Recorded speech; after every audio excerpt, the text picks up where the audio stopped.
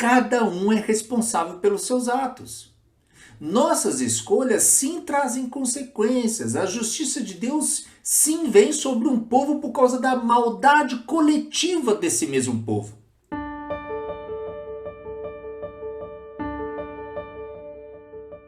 Nós seguiremos hoje com a nossa série em Jeremias. Alguns talvez diriam, né? Puxa, mas Jeremias é muito difícil, são muitas palavras de juízo.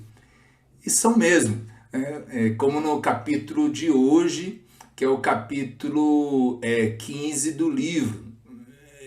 Como nós falamos na pastoral aí que enviamos a toda a comunidade por WhatsApp, né, ontem, se você não leu ainda, leia e faça a oração que está presente lá na pastoral também. Às vezes a nação passa por algumas situações que a gente precisa orar mesmo para que venha o juízo, a justiça de Deus o quanto antes, responsabilizando aqueles pelas más coisas que acontecem no nosso país. Quando nós vemos hoje no capítulo de Jeremias essas palavras de juízo, ainda assim eu quero dizer que hoje nós vamos também buscar ouvir essas palavras de Deus para nós através do profeta Jeremias, através de um enfoque, digamos, mais positivo, como aparece no versículo 16, recordando juntos que a palavra de Deus é o melhor presente, não só para as mães hoje, mas para todos nós. Vamos ler juntos então o versículo 16 do capítulo 15 de Jeremias, e eu vou ler na Nova Versão Transformadora. Diz assim: quando descobri tuas palavras, devorei-as. São minha alegria e dão prazer a meu coração, pois pertenço a ti, ó Senhor, Deus dos exércitos. Eu vou ler mais uma vez. Quando descobri tuas palavras, devorei-as.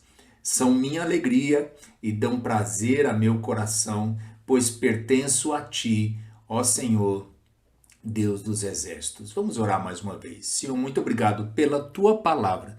Oramos que o mesmo Espírito que inspirou e trouxe a tua palavra no passado esteja presente com cada um de nós hoje, quando abrimos tua palavra, quando meditamos nela, que seja o Senhor uma vez falando de uma maneira nova e renovada para nós hoje.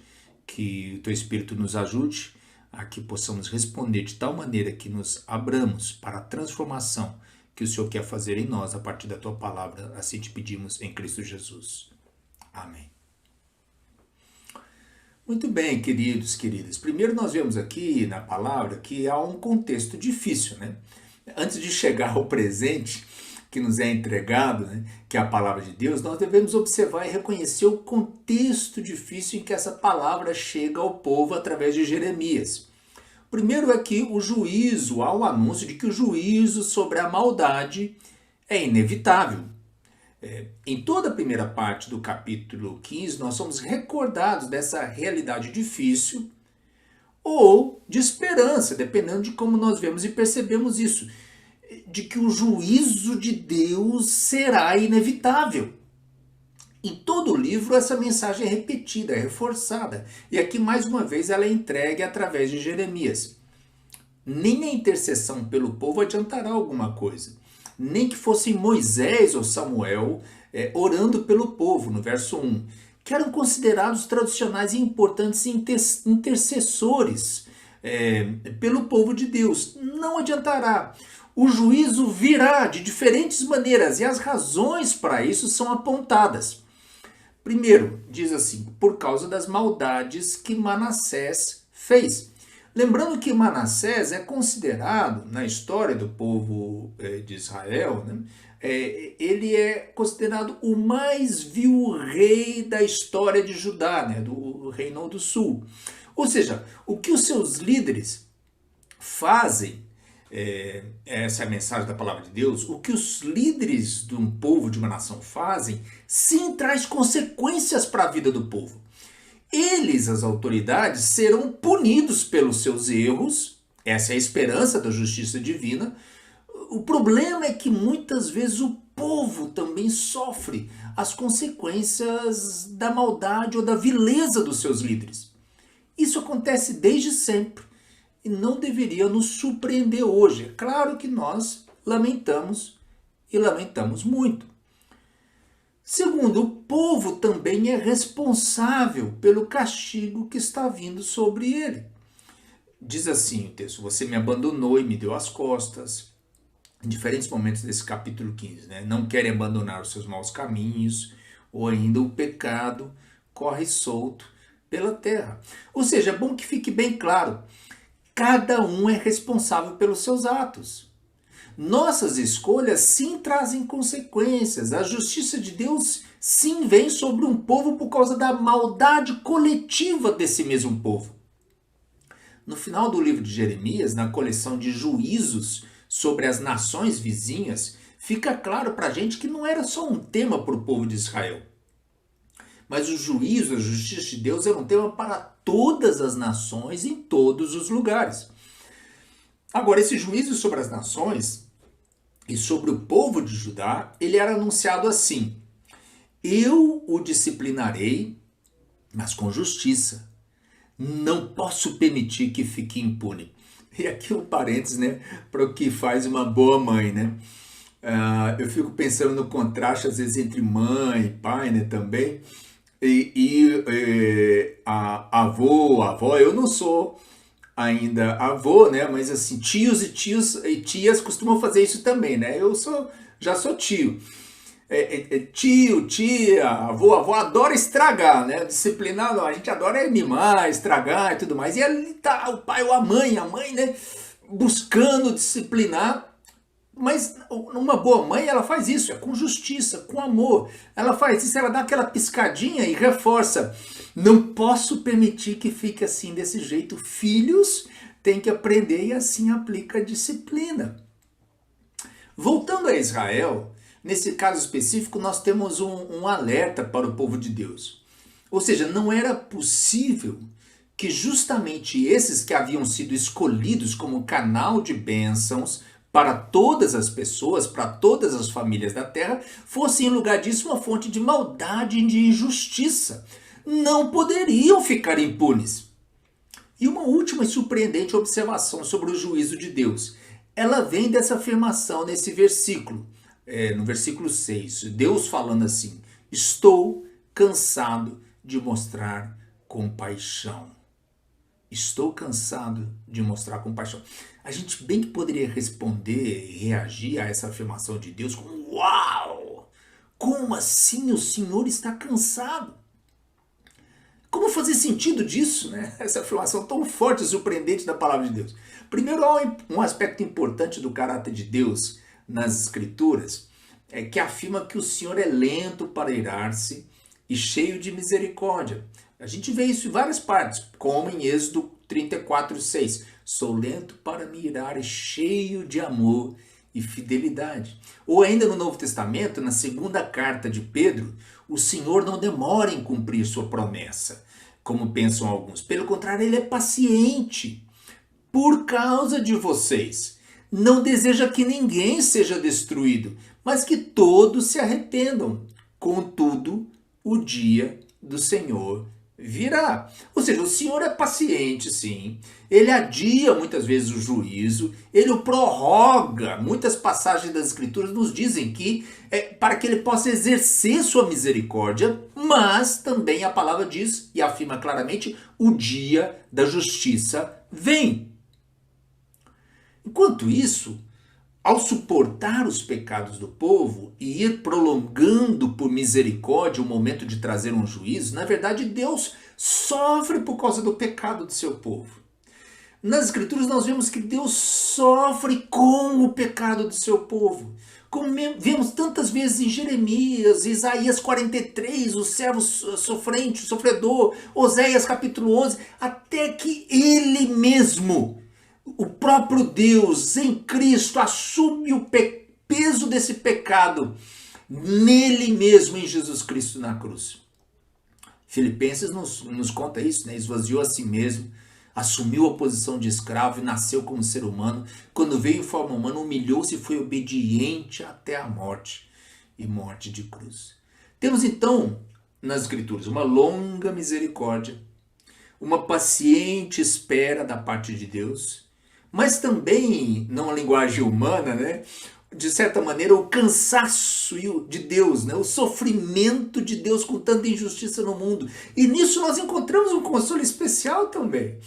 Que o Senhor sofre junto com a gente, até que no final Ele sofre por nós, levando sobre si os nossos pecados e a nossa injustiça, em Cristo reconciliando todas as coisas consigo, reconciliando todas as coisas com Deus amoroso, Criador, que não é impassível, que sofre junto com esse sofrimento nosso, Redentor, com Deus de justiça. Resumindo então, nessa primeira parte, o juízo de Deus é inevitável e a justiça de Deus se cumpre e se cumprirá completamente em Cristo.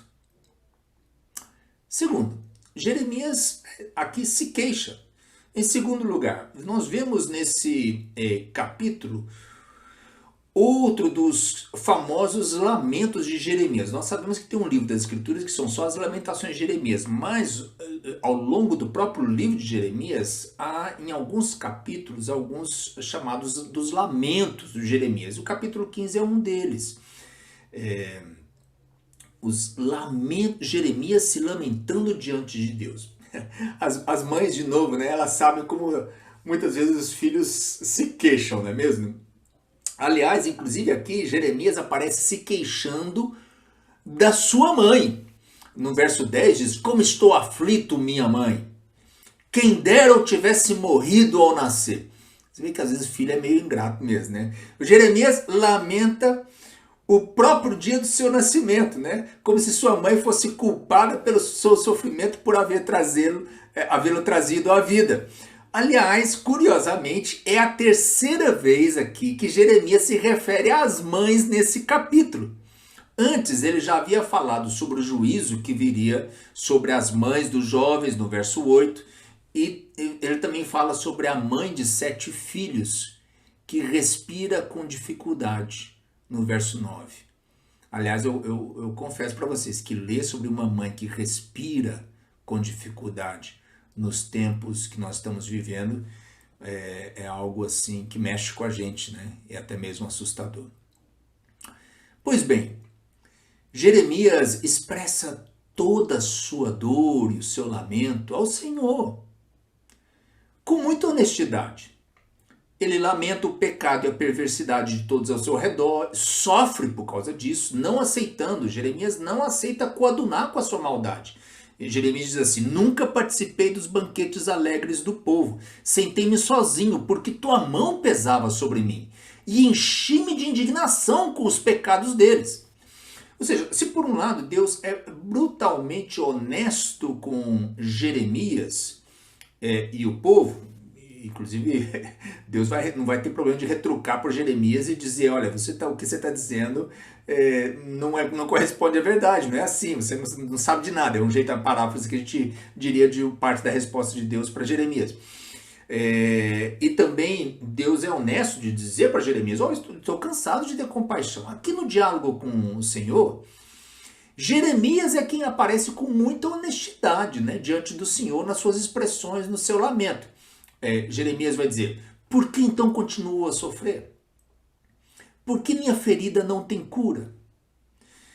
E Jeremias diz para Deus, teu socorro parece incerto como um riacho inconstante, é como uma fonte que secou. Veja que coisa forte isso aqui. Que todas as ricas imagens das Escrituras que nos apresentam a Deus como uma fonte de água viva, né? Uma fonte de água cristalina, rios de água viva, figuras tão especiais para falar de Deus, do que vem de Deus para nós, numa região desértica. Aqui elas são mudadas, invertidas por Jeremias na sua queixa.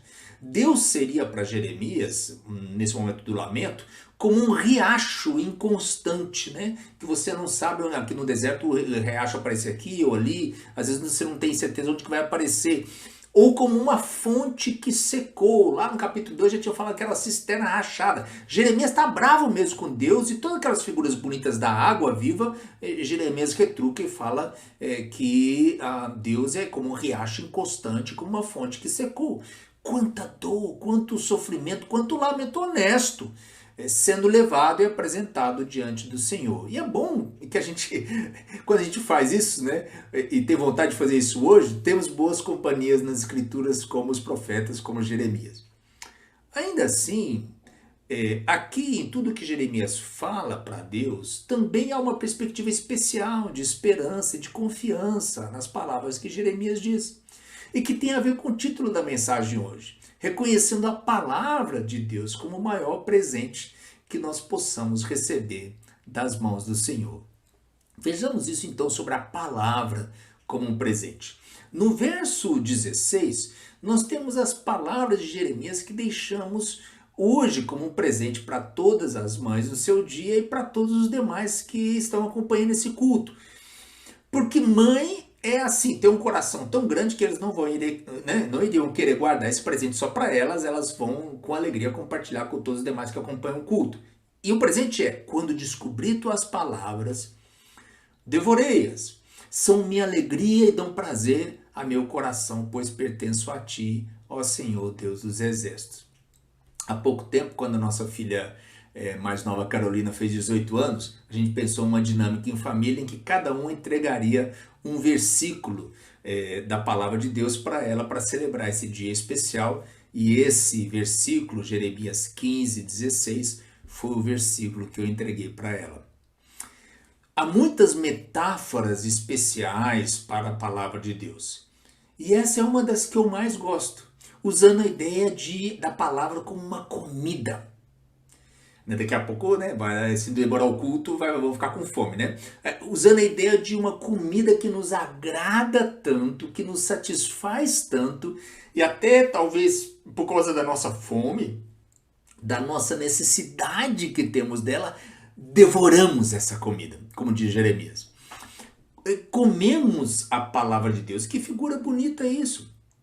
E ela nos sacia, ela nos dá prazer, nos satisfaz, nos alimenta. Lembramos que o profeta Jeremias, ele começou o seu ministério pouco tempo depois que o jovem rei Josias começou a reinar em Judá. Um rei que redescobriu o livro da lei no templo e que começou uma reforma religiosa importante no seu tempo ao redescobrir a lei do Senhor. A palavra de Deus que deveria indicar como eles deveriam, como povo, viver, como isso era bom e como isso apontava para o bom propósito, o cumprimento dos bons propósitos de Deus em suas vidas e através deles para abençoar todos os povos. A palavra de Deus deve ser, queridos, queridas, assim para nós hoje também. Uma palavra que nos sacia, uma palavra que nos dá alegria, redescobrir isso, de ler, meditar na palavra de Deus, ouvir a palavra de Deus como um momento de oásis na nossa vida. Algo que nos dá prazer, uma palavra que nos dá sentido de pertencimento nas mãos de Deus, na comunidade do povo de Deus, que o Deus nos conduziu nessa história, uma palavra que nos dá confiança naquele que se revela e fala para a gente através dessa palavra. Porque nós pertencemos ao poderoso, ao Senhor dos exércitos. Que bonito! Nessa palavra, o Senhor nos reafirma, nos fortalece, porque Ele nos protege, nos guarda, nos recorda da missão que Ele tem para nós, teus servos, tuas servas, no mundo da época de Jeremias e em nosso mundo aqui hoje. Em Jeremias 15, 19 ao 21 diz assim: você os influenciará, mas não deixará que o influenciem. Lutarão contra você como um exército, mas o tornarei invencível como uma muralha de bronze. Não o vencerão, pois estou com você para protegê-lo e livrá-lo. Eu, o Senhor, falei, certamente o livrarei desses homens perversos e os resgatarei de suas mãos cruéis. Olha que bonito, influência para os demais, e não o contrário. Quando muitas vezes nós somos às vezes moldados por outras influências de nosso tempo, da nossa época. E que tragédia para os cristãos, queridos, queridas, quando o povo de Deus é cooptado por ideologias e compromissos alheios ao Evangelho de Cristo, assim permitindo que esses outros valores entrem do mundo para a igreja, modelando como nós pensamos e como nós vivemos. Cuidado, igreja! Porque muitas vezes os ídolos mais difíceis e perigosos são aqueles que nem percebemos o primeiro momento como ídolos nas nossas vidas. Coisas que passamos a repetir, que ouvimos em certos grupos, que repetimos em certas fidelidades, de outros compromissos alheios evangélicos, inclusive confundindo isso com o evangelho de Cristo. Que tragédia, queridos! Aqui, a mensagem de Deus para Jeremias é: não sejam influenciados, pelo contrário, sejam uma influência para os outros. Talvez é um bom lembrete e mensagem importante para como nós nos posicionamos diante dos outros nas redes sociais, nos grupos de WhatsApp. Temos responsabilidade sim, queridos. Aqui o Senhor também fala do bronze, pela segunda vez nesse capítulo, assim como o ferro antes no verso 12, recordando a Jeremias as figuras que ele usou para o profeta por ocasião do seu chamado, lá no capítulo 1, ou seja, Deus falando para Jeremias: vocês serão fortes. Vai ser difícil, mas vocês serão fortes, serão fortalecidos. Eu os farei como bronze, como ferro. Que promessa bonita. O Senhor também promete que o guardará, o protegerá e o resgatará. Hoje, queridos, nós queremos terminar buscando prestar atenção nisso, que é o maior presente que o Senhor possa nos dar, que é a sua palavra. Como que nós podemos voltar à palavra? Buscar desenvolver e crescer esse hábito simples, mas que às vezes lutamos tanto com ele, né? De ler e meditar a palavra de Deus. De fazer perguntas simples ao ler a palavra de Deus, ou ouvir a palavra, né? Às vezes eu falando de ler ou meditar a palavra, às vezes alguns de nós temos uma cultura de aprendizagem mais oral, e tem hoje os meios tão especiais para isso, né? Temos os salmos da comunidade, vai ouvindo lá os salmos lidos pelas vozes das pessoas queridas da igreja, as respostas, a oração, o cântico que vão fazendo. Estamos nessa temporada 2, vão ouvindo aqueles antigos também. Em tantos lugares, né, Spotify e outros lugares, tem Bíblias em áudio. Né? Inclusive nessa que nós descobri outro dia, na nova versão transformadora, tem uma versão muito bonita, especial. Procura lá no Spotify ou qualquer outro serviço que você use e ouça, procure desenvolver esse hábito de ir ouvindo a palavra de Deus. E aí eu digo para vocês que 2 perguntas me ajudam quando eu leio ou quando eu ouço esse presente que é a palavra de Deus para nós. E elas são: como Deus se revela aqui? Como Deus se mostra para mim? O seu caráter, o seu coração, os seus propósitos. Para mim, para todo o povo, para toda a criação. Outra pergunta simples que eu procuro fazer é: qual que é a boa notícia aqui? Você sabe, né? Evangelho é uma tradução para boa notícia, né? E eu acho muito bonito isso, muito significativo, que nós devemos fazer esse tipo de pergunta, porque quando Deus fala, se comunica para a gente, ele está comunicando boa notícia para nós. Em toda a Escritura, não é um João 3,16, só um versículo isolado ou outro. Toda a Escritura é uma boa notícia de Deus para a gente. E aí você faz essa pergunta: qual que é a boa notícia aqui? O que está acontecendo aqui que é uma boa notícia? Que foi entregue, que foi revelada, implícita ou explícita. Se é explícita é mais fácil, se é implícita às vezes eu preciso orar, meditar e ponderar um pouco mais sobre essa boa notícia que Deus traz para a gente na sua palavra. E aí, assim, a cada dia nós vamos descobrindo coisas surpreendentes. Por exemplo, mesmo nas partes difíceis como nessas do juízo, anunciado por Deus a Jeremias. Ora, se Deus anuncia o juízo, é porque Deus ainda quer se comunicar. Deus quer nos alertar, Deus quer nos ajudar a mudar os nossos caminhos. Ou seja, anunciar o juízo é expressão de misericórdia. Um Deus que dialoga com Jeremias, que ouve e acolhe as suas queixas, às vezes retruca, né? Jeremias, o que você está falando não tem muito sentido. Corrija Jeremias. Um Deus que continua a falar, seja com Jeremias, seja com o povo, com a gente hoje, através da sua palavra que ficou registrada para gerações futuras. Se isso não for boa notícia, queridos, o que vai ser boa notícia então? Vamos agora então ter um momento de responder cada um de nós onde estamos em oração ao Senhor. Como estamos lendo essa palavra? Como estamos devorando essa palavra de Deus? Como elas estão se tornando para nós essa alegria, esse prazer, essa fonte de contentamento, de pertencimento ao Senhor Todo-Poderoso. Oremos ao Senhor, respondendo a Ele à luz desse verso que está na tela aí, o verso 16. Quando descobri tuas palavras, devorei-as, são minha alegria e dão prazer a meu coração, pois pertenço a ti, ó Senhor, Deus dos exércitos. Como isso tem sido para você na tua vida?